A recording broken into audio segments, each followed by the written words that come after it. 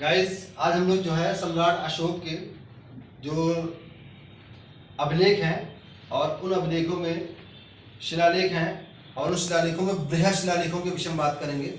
ऐसे बृहद शिलालेख यानी कुल कितने हैं? वो 14 हैं। है तो वो 8 स्थानों पर। उन 14 शिलालेखों 14 दीर्घ शिलालेखों में सम्राट अशोक ने क्या क्या लिखवाया है या उस पर क्या उत्कीर्ण है, उनके विषय में बात करते हैं। पहला दीर्घ शिलालेख संख्या 1, इसमें बताया गया पशु हत्या समारोहों पर प्रतिबंध लगाने की बात की। मतलब जो पहला दीर्घ शिलालेख है उसमें बात ये की गई है कि पूरे राज्य में पशु हत्या पर, चाहे वो जंगली पशु हो चाहे वो मवेशी हो, उन पर प्रतिबंध लगाया गया।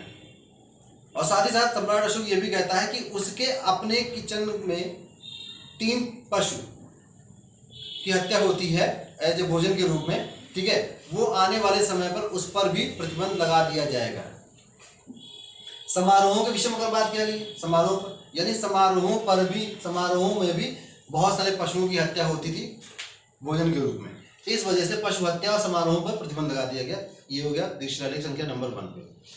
दीर्घ शिलालेख संख्या 2 में क्या बात की? समाज कल्याण के विषय में बात की गई और साथ ही साथ जो सदर्न फ्रंटियर स्टेट्स हैं उनके विषय में बात की गई है। तो जो समाज कल्याण के विषय में बात की गई यानी कि मेडिकल फैसिलिटी के विषय में बात की गई, चाहे वो ह्यूमन से रिलेटेड हो चाहे वो पशुओं से रिलेटेड हो गई, ठीक है। जैसा कि आज की डेट में अभी 2021 में चेन्नई में मोबाइल वैन एनिमल स्टार्ट किया गया है, उसी तरह से यहाँ अगर बात किया जाए तो चिकित्सा से संबंधित बात स्टार्ट की गई जो मनुष्यों और पशुओं के लिए, जो कि एक समाज कल्याणकारी काम था।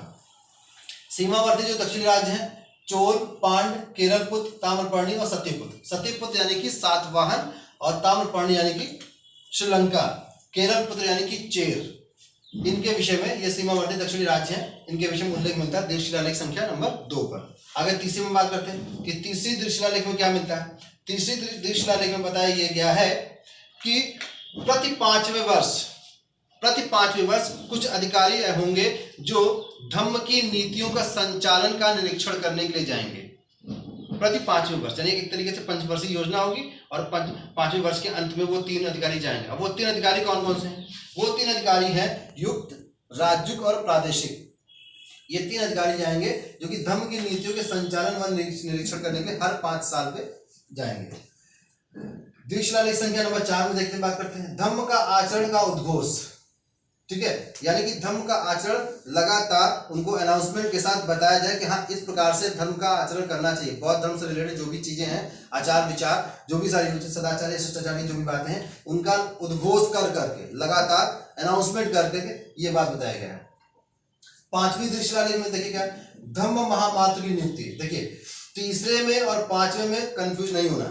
तीसरे में निरीक्षण के लिए बात की गई और एग्जीक्यूशन के बारे में बात की गई, उनसे रिलेटेड अधिकारी की बात की गई। ये क्या है? धम्म महामात्र की नियुक्ति, यानी कि ये एक ऐसा अधिकारी होगा या जो ये बताएगा कि धम्म का आचरण कैसे करना चाहिए। और यहाँ ये बताएगा क्या कि धम्म का आचरण के लिए जो काम हो रहा है कि वो सही ढंग से हो रहा है कि नहीं हो रहा है, उसकी जांच करने के लिए और ये एग्जीक्यूट करने की बात है, ठीक है। आगे बात करते हैं दीर्घ शिलालेख संख्या नंबर 6 में आते हैं। इसमें 2 बातें बताई गई हैं, आत्मनियंत्रण और दूसरी बात बताइए प्रजा का राजा से मिलना। सम्राट अशोक ये कहते हैं कि मैं 24 घंटे में किसी भी स्थिति में रहूं, किसी भी दशा में रहूं या किसी भी काम में कर रहा हूं, जैसे खाना खा रहा हूं, सो रहा हूं, नहा रहा हूं, तो भी हम अपनी प्रजा से मिलेंगे। यानी कि एक तरीके से वो उदारता दिखाता है, ठीक है, और अपनी प्रजा के प्रति बहुत ज्यादा समर्पित भाव दिखाना चाहता है। और साथ ही साथ आत्मनियंत्रण का मतलब ये हो गया सेल्फ कंट्रोल। अगर हम सेल्फ कंट्रोल करके रहेंगे तो बहुत सारी चीजों को हम फॉलो कर लेंगे धम्म के नियमों को, आचरण को व्यक्त करने के लिए।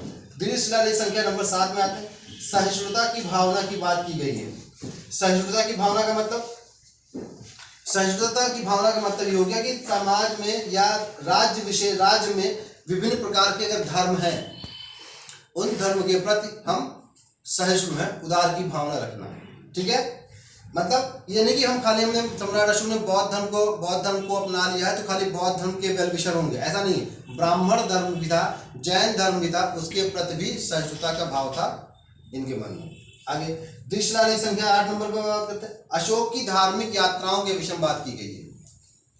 ठीक है, यानी राज्य के प्रत्येक नागरिकों को धार्मिक यात्रा करनी चाहिए, तो उसी क्रम में उन्होंने अपनी धार्मिक यात्रा यानी बोधगया का उल्लेख किया है। यानी कि राज्याभिषेक के 10वें वर्ष वो बोधगया की यात्रा करते हैं, जहां पर सिद्धार्थ ने ज्ञान की प्राप्ति की थी और वो बुद्ध कहलाए थे। द्वितीय शिलालेख संख्या नंबर 9 पे आते हैं। धम्म समारोह, जो भी धार्मिक आयोजन है, ठीक है, यानी कि बौद्ध धर्म से रिलेटेड जो भी पॉलिसीज है, उन पॉलिसी को इम्प्लीमेंट करने के लिए एक बड़े बड़े सेरेमनी का आयोजन करना चाहिए, ताकि लोग उसमें बड़ी संख्या में लोग पार्टिसिपेट कर सकें।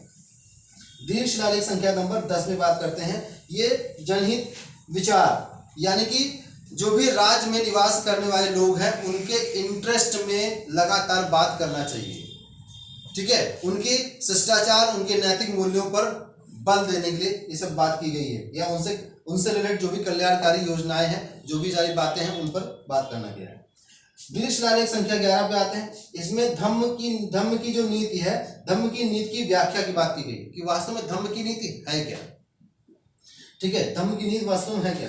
तो अगर आप ध्यान दीजिए, महात्मा बुद्ध ने जो है मध्यम मार्ग को अपनाया था, अष्टांगिक मार्ग की बात की थी। अष्टांगिक मार्ग में आपको पता होना चाहिए कि सम्यक दृष्टि है। ठीक है, सम्यक दृष्टि से लेते हुए सम्यक समाधि तक, सम्यक स्मृति तक पूरा मैटर आता है। ठीक है, सम्यक दृष्टि, सम्यक संकल्प, सम्यक वाणी, सम्यक कर्मान, सम्यक आजीव, मतलब इस तरह से कई सारी बातें आती हैं, 8 बातें आती हैं। ठीक है, वो अष्टांगिक मार्ग, यानी एक तरीके से मध्यम मार्ग के बारे में बात की जाती है। तो वही है, अगर हम मध्यम मार्ग को अपना लेते हैं, फॉलो कर ले जाते हैं, तो धम्म की नीति से रिलेटेड जो भी बातें आती है वो सब कवर हो जाती है। द्वितीय शिलालेख संख्या नंबर 12 पे आते हैं। इसमें पंथ निरपेक्षता के बारे में बात की गई है और स्त्री महामात्र की नियुक्ति के विषय में बात की गई। स्त्री महामात्र की नियुक्ति यानी कि जो महिलाओं, ऐसी महिलाएं जो धर्म की व्याख्या के लिए नियुक्त की जाती थी, उनके विषय में बात की जा रही है। पंथ निरपेक्षता तो आप जान ही रहे हैं कि यानी सहिष्णुता की भावना, यानी कि राज्य में जितने भी धर्म होंगे, जो भी पंथ होंगे, उन सब के प्रति हमारा कोई बहुत ज्यादा हम कट्टर नहीं होंगे, उन सब के प्रति हम उदार होंगे।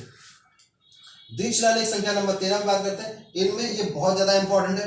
कलिंग युद्ध के विषय में जिक्र किया गया, पड़ोसी राज्यों के विषय में बात किया गया और 8वीं जनजातियों को चेतावनी के विषय में बात की गई। ये बहुत इंपॉर्टेंट है। इसमें बताया गया है कि सम्राट अशोक ने कलिंग युद्ध किया था और जिसमें बहुत भीषण नरसंहार हुआ था। पड़ोसी राज्यों के विषय में अगर बात करें तो कामरूप, नेपाल और इन सब राज्यों के विषय में उल्लेख मिलता है। 8वीं जनजातियों की चेतावनी का मतलब ये हुआ कि 8वीं जनजातियां, मतलब इस अभिलेख के अनुसार कि 8वीं जनजातियां लगातार कहीं समय दर समय पर लगातार विद्रोह करती थी और उन विद्रोहों को दमन करने के लिए वो हथियार नहीं उठाना चाह रहे थे, बस उनको चेतावनी देकर छोड़ देना चाह रहे थे। तो इसका उल्लेख किसमें किया है? 13वें द्वितीय शिलालेख में किया है। द्वितीय शिलालेख संख्या नंबर 14 में अगर बात करें कि जितने भी प्रजा के सभी लोग हैं उनको धार्मिक रिचुअल के साथ अपना जीवन व्यतीत करना चाहिए। ठीक है, तो इस प्रकार से ये 14 द्वितीय शिलालेख है और इन 14 द्वितीय शिलालेखों में सबसे ज्यादा महत्वपूर्ण मैं आपको बता दूं पशु हत्या और समारोह वाला द्वितीय शिलालेख संख्या 2, इसमें पशु हत्या वाला सबसे ज्यादा इंपॉर्टेंट है। इसमें सीमावर्ती, ये चोल पांड केरल और ये सारी बातें। इसके अलावा ये तीसरा जिसमें ये 3 अधिकारियों की बात करते हैं, युक्त राज्य को प्रादेशिक नियुक्ति के विषय में बात करते हैं। और फिर ये द्वितीय शिलालेख संख्या 8 जिसमें ये बोध गया की यात्रा के विषय में बात होती है। ठीक है, यानी 1 2 3 4 और फिर ये 13 नंबर जिसमें कलिंग युद्ध के विषय में बात होती है। तो ये यानी 1 2 3 4 और ये 5, मतलब ये पहला दूसरा तीसरा ये सीक्वेंस है, पहला दूसरा सीक्वेंस है, फिर बीच में 8वां और फिर ये 13वां यानी सेकंड लास्ट। ठीक है, ये सबसे ज्यादा महत्वपूर्ण है। Thank you guys.